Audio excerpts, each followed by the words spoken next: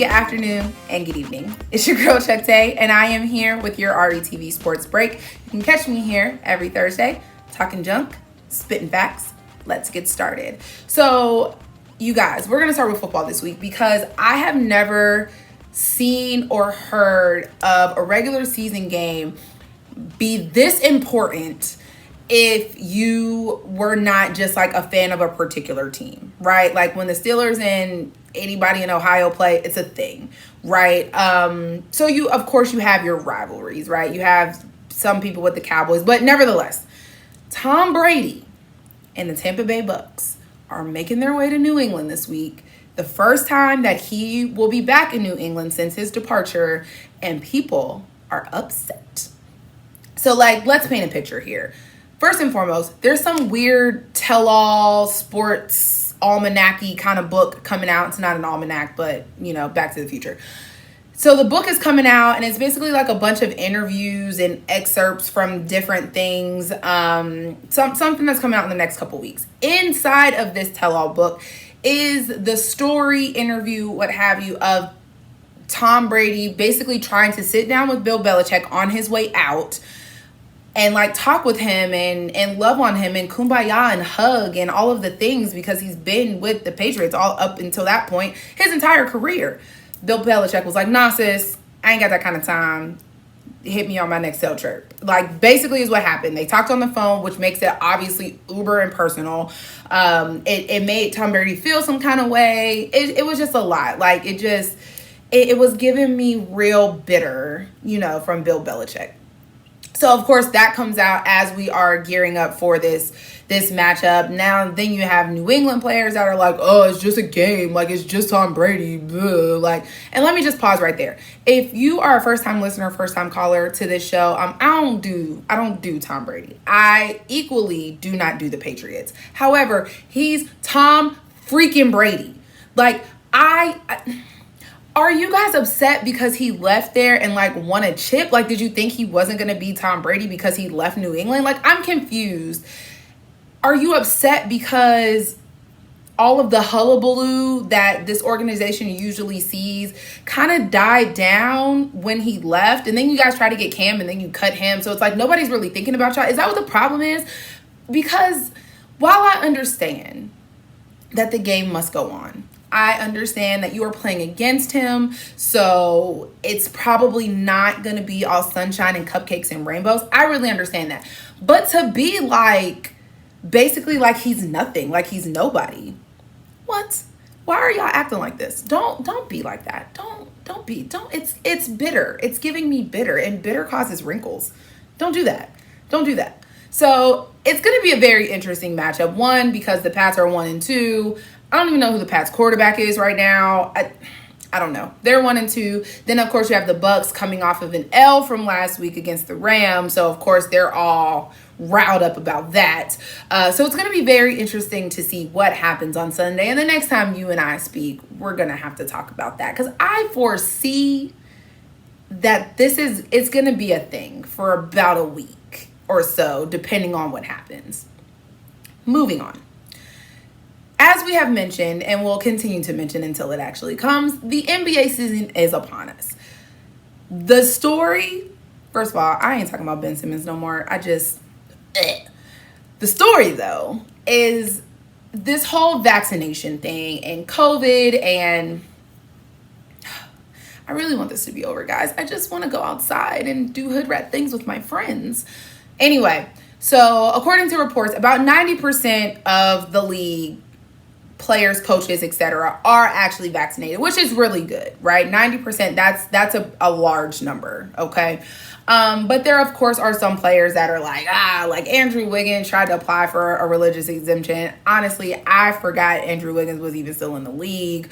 Somebody else did something. I can't remember at this, but everybody's doing the most about the vaccine. But what this is going to actually do as we get closer to the season, and then, of course, we get into the season, you have states like California and New York where you can't even go into some buildings without showing that you are vaccinated or at least have had one vaccination shot of the 2 that you can get, doses, that is. So for teams, for players who have to travel to play, let's say a Golden State or a Brooklyn or a Knicks, you're not going to be able to get into the stadium, into the arena, because you're not vaccinated or you don't have at least one dose. So you have players like Kyrie Irving, who is going to miss, assuming he doesn't get vaccinated up to the point in which he needs to be, he's going to miss about 40 games. I think the total, I think it's like 44 games, because you're not going to be able to go to Madison Square Garden. You're not going to be able to go over there where the Warriors play. And there's going to be other places, right? So there's a lot of nuances with this.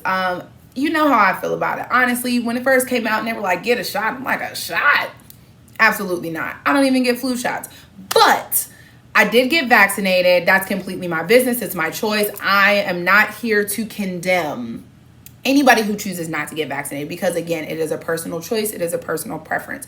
What I am saying though is, much like I said last week about Ben Simmons, and I've said sometime in the last year about other players, if your job says that you need to do something, you need to do it. And if you don't do that, there should be some sort of consequence. And for regular folks like I and you, those consequences usually are you lose your job. Now, do I really feel like he needs to be fired over this? I don't know. But I know, again, regular people who are currently looking for new jobs because the job that they have says that they have to get vaccinated and they don't want to. And again, personal choice. I do not feel that NBA players, NFL players, famous athletes face enough repercussions for some of the things that they do. And this has to be one of them, because honestly, you don't want to wear masks, but then you don't want to get the shot. That means you don't necessarily have to wear the mask. We are a year and a half into this COVID thing. You know, I have a 6-year-old who has to wear a mask for 8 hours a day so she can go to school. This is ridiculous. It's just, and then it becomes, you know, yes, it is a personal choice. And much like just in the world, you choose not to get it. It does not just affect you. It affects literally everybody. So in this particular instance, Kyrie Irving, who we are all under the guise at this point that he is not vaccinated, was not allowed to attend media day. Something that you have to do for work. He had to do it virtually. He would not confirm or officially deny that he was not in fact vaccinated. We're just going to assume that he is not, because otherwise he would have been allowed to be there. It's just that simple. So what happens, Kyrie, when you have to go across the flat earth to get to the Warriors and you can't because you're not vaccinated? What happens when you have to go across the flat earth to get to Madison Square Garden and you can't, and you're not allowed? I'm going to New York next week for work, and they're like, make sure you have your vaccination card so you can go to the restaurant. It's just a thing. Get over it. It's for work. I just feel like missing games is not enough, because Kyrie missed some games, and I'm specifically talking about him in this instance. He missed games last season because he just didn't feel like it. He does not care that he has to miss games. He does not care. Some of these players, Andrew Wiggins, if you tell him he's not allowed to play again, I cannot be the only person on earth that forgot that Andrew Wiggins was even a current NBA player. I just quite literally forgot. I just did. So it is very interesting to see. And now, of course, you have players and coaches and other people speaking out. So for instance, Kareem Abdul-Jabbar says, let me pull it up and give you the direct quote.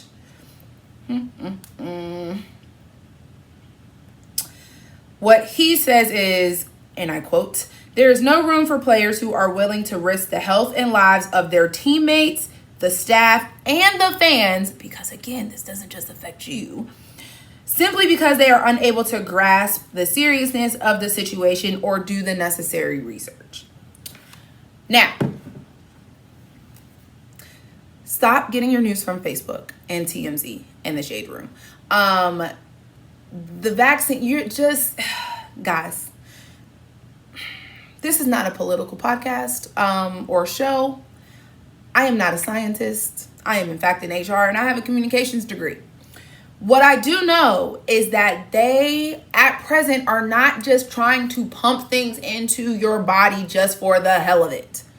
It just does not, like, all of these, oh, well, they're trying to track you. This thing right here, tracking you. It tells you, I got in my car the other day and I plugged my phone in, and the Apple CarPlay map assumed where I was going, because honestly, I only go like 3 places. And it just assumed at 7 o'clock in the morning that I was going to Dunkin' Donuts. I was. Tracking. It tracks you. If you carry one of these, which everybody does, you're being tracked. Nobody needs to stick a needle in your body to track you. You don't want to wear a mask, but you don't want to get the thing that would prevent everybody from having to wear masks everywhere. It's like, if you don't want to wear a mask and you don't want to stay in the house, you don't want to get the shot, then stay in the house. And we don't have this problem. But considering that you guys couldn't even stay in the house when they told us we had to be in the house, this is never going to be over. It's just never going to be over. It's just not. But back to the NBA. Again, like Kareem's quote, it does not just affect the players. It affects your teammates when you're unvaccinated and doing whatever you be doing when you're not at practice or at games or what have you. Yes, you are making the other people around you, your teammates, your coaches, the trainers, the media, susceptible to whatever it is that you are carrying.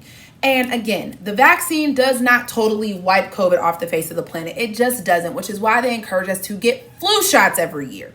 However, it does minimize the risk of spreading. It significantly decreases the symptoms that you are going to experience should you become exposed to it for some reason.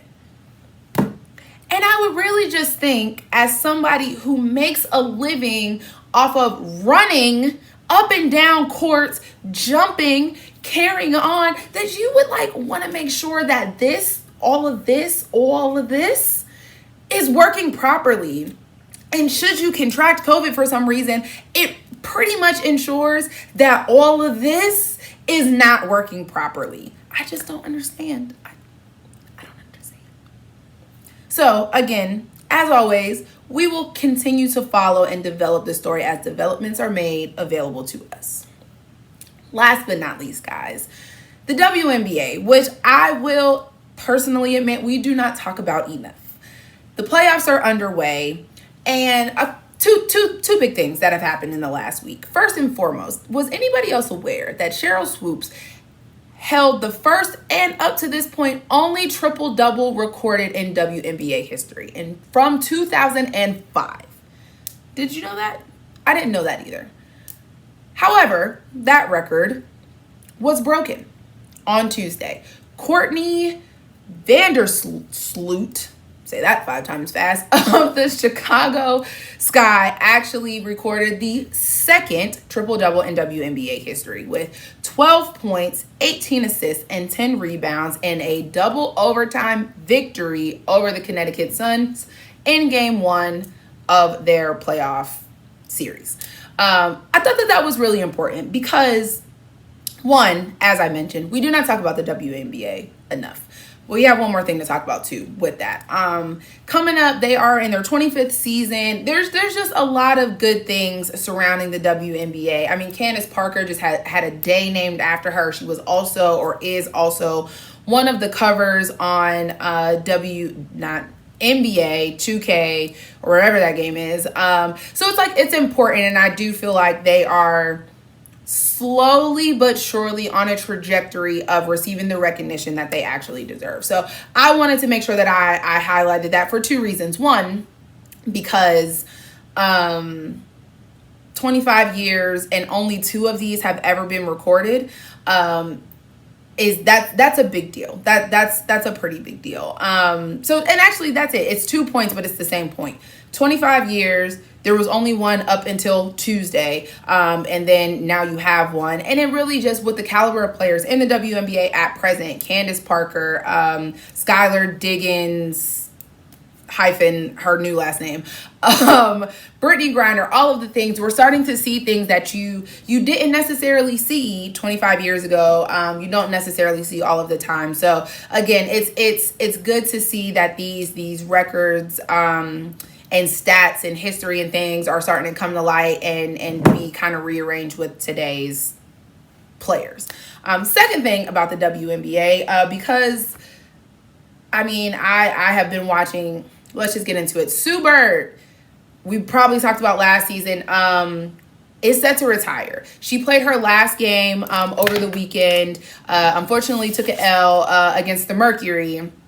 But 40-year-old Sue Bird, 16 points in her last game, where her average for the season was just 10 points.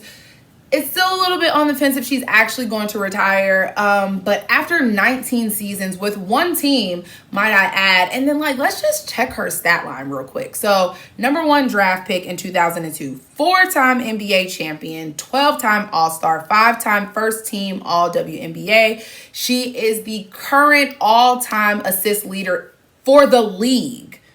Not just the season, for the league. All-time assists and 5 gold medals. She literally never went to the Olympics and came back with anything less than gold, which is a big freaking deal. It's a big deal. I have watched Sue Bird basically my entire life. It's her, Diana Taurasi, all my life. All my life. So of course there's does she retire? What is the WNBA going to do without her? Again, as I just mentioned, I do believe that the WNBA is on a good trajectory at present, where they are getting the fans, they're getting the sponsorships. I still hate that their jerseys look like billboard ads, but what can we do about that? Again, like I said, you get players like Candace Parker, who has just been doing things. She's been in the league a long time too. Honestly, I've been watching her, since college. Whew, just saying. But yeah, so it's what are they going to do without her? But look at the things that they can do without her. Of course, like I said, she's 40. She's 40. That, and not that that's old. I'm 10 years off of it myself. It's not old, but in the line of work that you do, it's a little bit up there. It's just a little bit up there, and her and her soon-to-be wife, the Megan, the Rapinoe, they don't need nothing. They don't need anything. Go watch a woman play soccer, boo. That's all she has to do. But again, just wanted to highlight those two WNBA things, because again, we do not talk about it enough, and now their season is coming to a close as they are in playoff time. Right now, again, unfortunately, Sue Bird did not make it to the playoffs, so she's not going to close out her career with a win, but I would still say she's going out on top. And that's actually going to double as your moment of zen. We need to find something for that to be called, but that's your good notes moment of the week. Just amazing career for Sue Bird. Amazing things that are going to happen for the WNBA as they continue on this positive trajectory. So that's it for me this week, guys. I will tell you now, you're not going to see me next week, but you will see me in 2 weeks. So we're going to take a break, and then I'll be back for more shenanigans, for more talking, whatever my tagline is, more of that in 2 weeks. I am ChucTayyy. This is RETV Sports Break. I will see you later. Bye.